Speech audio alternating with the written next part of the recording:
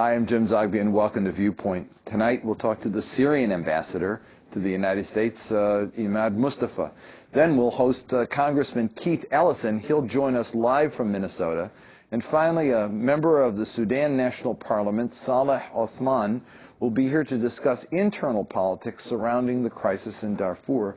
But first, our story of the week. Well, across the Middle East and North Africa, a series of tragic events occurred this week against the backdrop of even more bad news.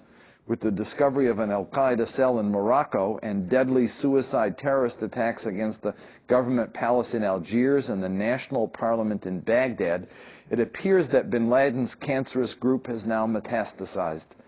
If the attacks weren't enough, other news out of Iraq and Afghanistan combine to raise serious questions about the efficacy of the administration's approach to combating terrorism and extremism. In Iraq, demonstrations led by Muqtada al-Sadr brought out tens, perhaps hundreds of thousands of Iraqis calling for an end to the U.S. presence in the country.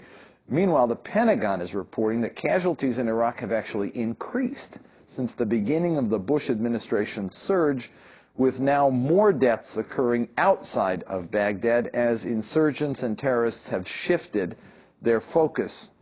In Afghanistan, things are no better. Allied defense ministers met yesterday in Canada to deal with growing concerns about lack of forces and lack of adequate equipment and increased lethality of Taliban attacks. And there's more yet to come. People are expecting a spring offensive. All in all, it was a bad week. Well, what's required, of course, is a change of course. But so far, the Bush administration seems convinced that the way out of the hole is just to keep digging. Well, let me welcome my first guest. It's Ambassador Imad Mustafa. He's the Syrian envoy to the United States. Thanks for joining us, Mr. Ambassador. Let me begin, actually, asking you something off the topic. I want to talk to you about Nancy Pelosi's visit, Speaker Pelosi's visit. But this week, a Syrian American, Ibrahim Suleiman, from here in this Washington area, went to Israel, spoke to the Foreign Affairs Committee. He had been involved in informal negotiations under the auspices of the Swiss, something like the old Geneva agreements that took place between Israelis and Palestinians. A lot of questions about this. First of all, what is the view in Damascus of Mr. Suleiman and his work? Well, let me be precise about this and categoric. Mr. Ibrahim Suleiman does not represent Syria. He is not negotiating with the Israelis on behalf of Syria. He's doing this on behalf of himself. So good for him if he's happy doing this. We in Syria, we oppose the so-called secret talks between Syria and Israel. Why? Because for the last 10 years, we have been advocating and publicly inviting Israel to engage with Syria in official talks, publicly and under the sun. We don't understand the need for secrecy of talks between Syria and Israel. You usually need secret channels when you have a public policy stating that, as an example, you're not going to talk to this country or this party, but for pragmatic or realistic reasons, you need to talk to that party, and you do this in secret. It's not our policy. We in Syria, we believe that if Israel is interested in re-engaging in peace talks with Syria, we want to do this publicly, well, the actual negotiations will take place, of course, behind closed doors, but the event will be a public event. Have you seen the outlines of the work that they put together? He and the former head of the foreign ministry in Israel? Because the outlines of the agreement that they've come up with, as in just an informal agreement, seem to track where the Israelis and Syrians were in the last round with some modifications. Is it a good starting point? I mean, has he helped the process along? Look, when there will be negotiations between Syria and Israel, there will be experts from all disciplines, security experts, water resource experts,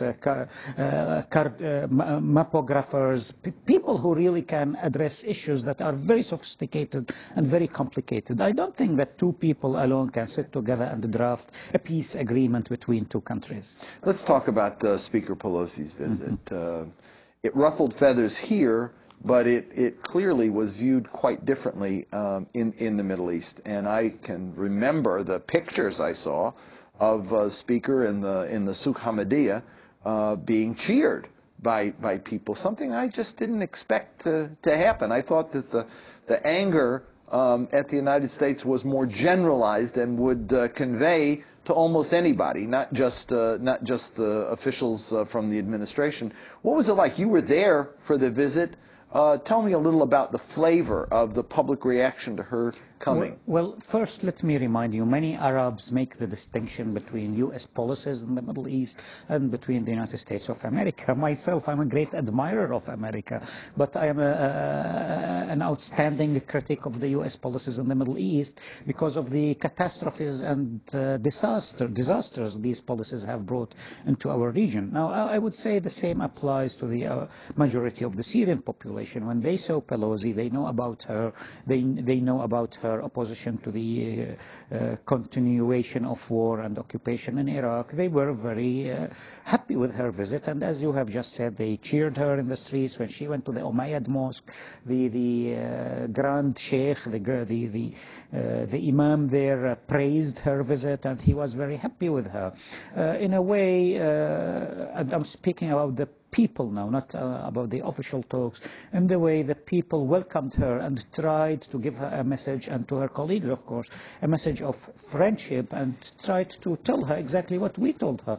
It's not us against America, it's us against the U.S. administration's policies in our Middle East. You were there for the talks, and obviously I'm not going to ask you to betray any of the confidences of the talks, but it appeared that she both had a tough message, i.e., she didn't deviate from where the administration is, but that she also held out the possibility of talks, endorsing as she does the Iraq Study Group approach. What was the Syrian response to her positions, for example, on Hamas and Hezbollah, on the issue of Iraq, etc.?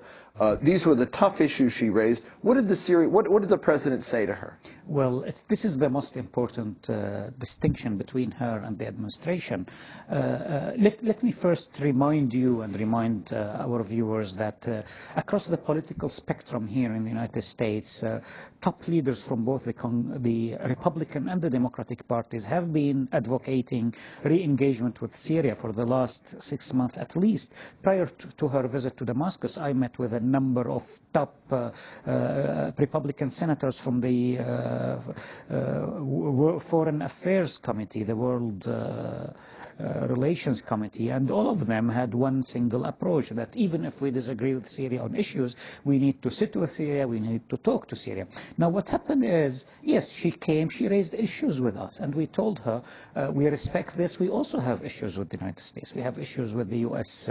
Invasion and occupation of Iraq, we have issues with the United States support for the Israeli occupation of the Palestinian territories, we have issues with the U.S.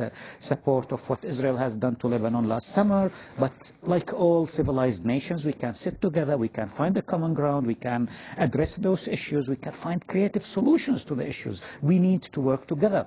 Our message to her was, Syria is not an enemy to the United States. We disagree with U.S. policies in the Middle East, but we are not an enemy. And as happened in the past, we can continue to do right now in the present and in the future. We can cooperate on issues, and we can try to find a solution to the other issues. And I think that the difference is in the spirit.